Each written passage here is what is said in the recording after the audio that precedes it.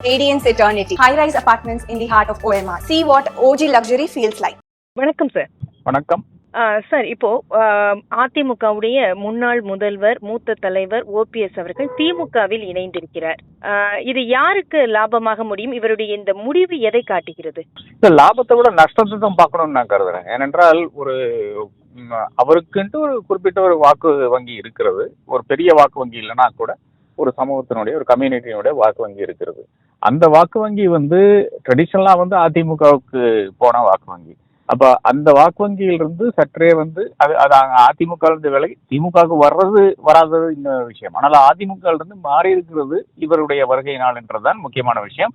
இதை ஒட்டித்தான் இப்போ சசிகலானுடைய அந்த அனௌன்ஸ்மெண்ட் எல்லாம் பார்க்க வேண்டும். அப்போ அந்த ஒரு முக்கத்தூர் சமுதாயத்தினுடைய ஓட்டு சிதறி போகிறதாக நான் காண்கிறேன். அது அட்வான்டேஜ் திமுக தான். இப்ப திமுக சார்பாக இவர் நிற்கும் போது அங்க ஒரு அதிருப்தி நிலவுமா? எப்படி இவருக்கு வாக்குகள் வருமா? இல்ல, என்னை பொறுத்தவரை அவர் இந்த தேர்தல் போட்டியிட மாட்டார் என்றுதான் நான் கருதுகிறேன். ஏனென்றால் அது அதிமுகவில் 3 முறை அமைச்சராக இருந்துட்டு திடீரென்று இங்கே போட்டியிடுவது அவ்வளவு நன்றா இருக்காது என்றதுதான் என்னுடைய ஒரு வியூவா இருக்கிறது. அப்போ ஆனால் திமுகவை பொறுத்தவரை திமுக இவரை மரியாதையாக நடத்தும். அது இப்போ என்ன அடுத்த ஒரு இது கொடுக்க முடியும்னு பார்த்தீங்கன்னா, நிச்சயமாக ஓபி ரவீந்திரநாத்துக்கு தாராளமாக ஒரு ராஜ்யசபா சீட்டு கொடுக்கறதுக்கான அந்த வாய்ப்பு இருக்கிறது.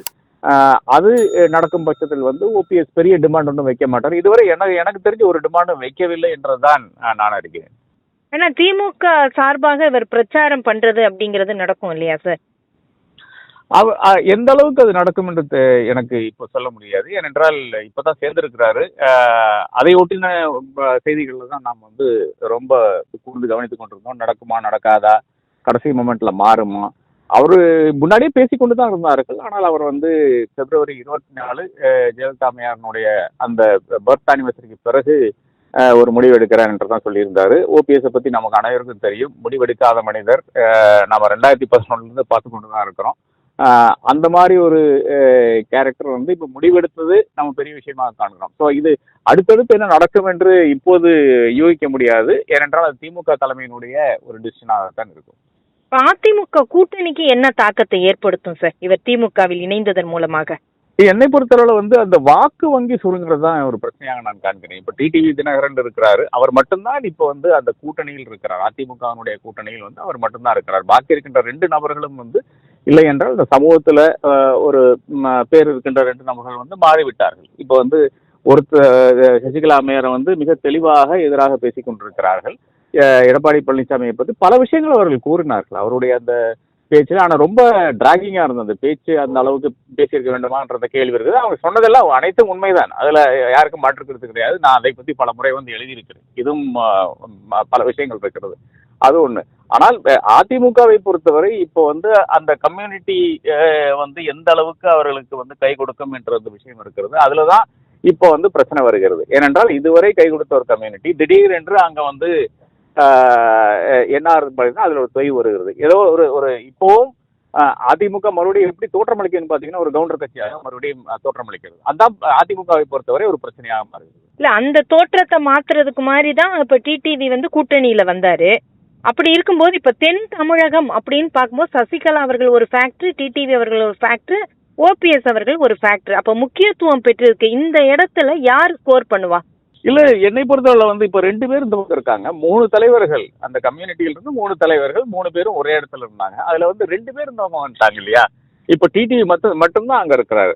அப்ப டிடிவி எந்த அளவுக்கு அந்த சமூகத்தோடு வேலை பண்ணி இருக்கிறாருன்னு பார்த்து அதன் பிறகுதான் அதுல ஒரு முடிவு வரும் என்று நான் கருதுகிறேன். ஏனென்றால் என்னை பொறுத்தவரை இப்போ சசிகலா அம்மையாருக்கு இருக்கின்ற அந்த ஒரு பெரிய ஒரு வரவேற்பு அந்த அளவுக்கு டிடிவிக்கு இல்லைன்னு தான் நான் கருதுறேன். ஆனால் ஓபிஎஸ்க்கு அதை விட கம்மியாகத்தான் இருக்குது. டிடிவி இருக்கின்ற அந்த மவுசு கூட அந்த கம்யூனிட்டியில ஓபிஎஸ்க்கு கிடையாது என்றதுதான் முக்கியமான விஷயமா இருக்கிறது. ஆனா இருந்தாலும் என்னை பொறுத்தவரை சசிகலா நம்பர் 1 இருக்கிறார் அந்த கம்யூனிட்டியை பொறுத்தவரை. டிடிவி நம்பர் 2 இருக்கிறாரு. இவர் நம்பர் 3 இருக்கிறார். இப்போ 1ம் 3ம் ஒரே சைட்ல வந்த மாதிரி தான் எனக்கு ஒரு தோற்றம் அளிக்கிறது. சசிகலா அதிமுகவுக்கு எதிராக பேசுறது, எடப்பாடி பழனிசாமிக்கு எதிராக பேசுறது என்று வைத்துக் கொண்டால் அது யாருக்கு லாபம், யாருக்கு பலம் சேர்த்துன்னு பாத்தீங்கன்னா நிச்சயமா திமுக தான். அங்கதான் பிரச்சனை வருதாக நான் காண்கிறேன். அதே சமயம் சசிகலா அவர்கள் புதிய கட்சி தொடங்கி இருக்கிறார். இப்போ இவர் விஜயோட கூட்டணி போறதுக்கு ஏதாவது வாய்ப்பு இருக்கா சார்? அது விஜய்னால முடியவே முடியாதுங்க. ஏனென்றால் ஊழல் பேசிக் கொண்டிருக்கிற ஒரு நபர் வந்து இப்போ ஊழல் குற்றச்சாட்டில் வந்து சிறைக்கு சென்று 2027 வரை கண்டெஸ்ட் பண்ணாத ஒரு நபரை வந்து நீங்க எப்படி கட்சியில் எடுக்க முடியும்? அது ஒரு பெரிய ஒரு இக்கட்டான சூழ்நிலை இல்லையா? அதே நேரத்தில் வந்து இன்னைக்கு வந்து விஜய்க்கு இதே கிடையாது. அலையன்ஸ் யாருமே ஒரு அலை என்று பார்த்தீங்கன்னா யாருமே கிடையாது. அலையன்ஸுக்காக யாருமே வரவில்லை.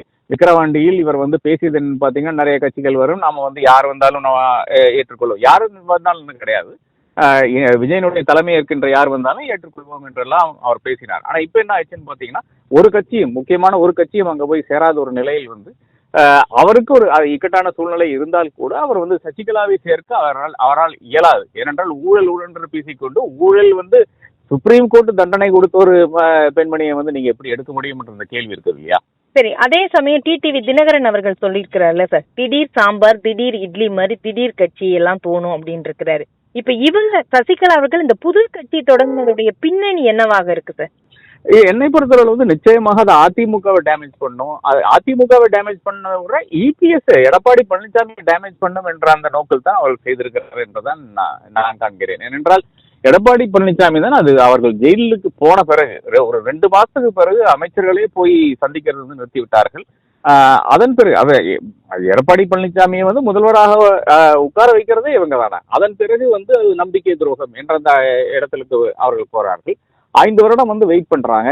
சரி ஏதோ ஒன்று பண்ணுவாங்க, இல்லை என்றால் நமக்கு ஏதாச்சும் ஒரு இடத்துல வந்து நமக்கு மரியாதை செலுத்துவாங்க, மரியாதை செய்வாங்க என்று யோசிச்சு கொண்டிருந்தார். ஆனால் அது ஒண்ணுமே நடக்கவில்லை. அப்ப 5 வருடம் வெயிட் பண்ணிட்டு தான் அவர்களும் பேசுகிறார்கள். அப்ப நிச்சயமாக அதனுடைய தாக்கம் என்பது அது எடப்பாடி பழனிசாமிக்கும் எடப்பாடி பழனிசாமி தலைமையில் இருக்கின்ற அதிமுகவுக்கு தான் பெரிய அளவில் வரும்.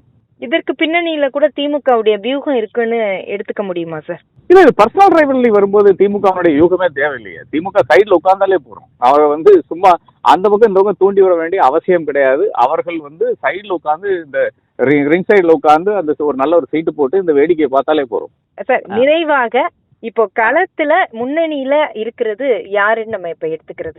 காங்கிரஸ் உள்ளே வந்தால் நிச்சயமாக திமுக தான் கூட்டணியில் அந்த பெர்செப்ஷன்ல வந்து முன்னாடி இருக்கிறதாகத்தான் நான் காண்கிறேன். காங்கிரஸ் உள்ளே வரலன்னா கூட இன்னைக்கு பெர்செப்ஷன்ல வந்து இவர்கள் தான் இருக்கிறார்கள். ஆனா அது என்னன்னா காங்கிரஸ் வரவில்லை என்றால் அந்த தோற்றம் இருக்குல்ல, தோற்றம் மாறும். அதுதான் பிரச்சனையா இருக்கிறது.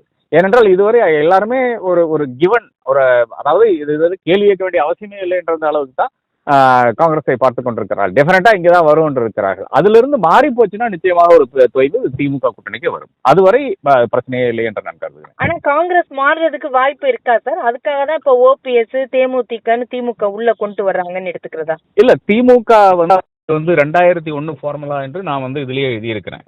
என்னுடைய ஃப்ரண்ட்லைன் இதழிலேயே வந்து எழுதியிருக்கிறேன்.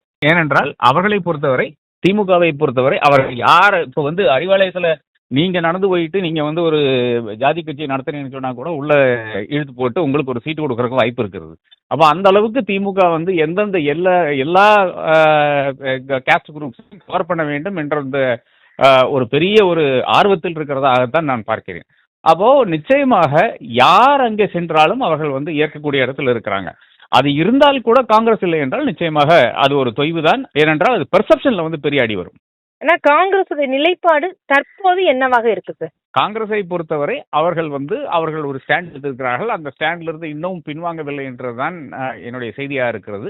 நாளைய தினம் தான் நமக்கு பொறுத்திருந்து பார்க்க வேண்டும். நாளைய தினம் தான் தெரியும். நன்றி சார், ரொம்ப நன்றி உங்களுடைய தகவல்களுக்கு. நன்றி. Radiance Eternity, high-rise apartments in the heart of OMR. See what OG luxury feels like.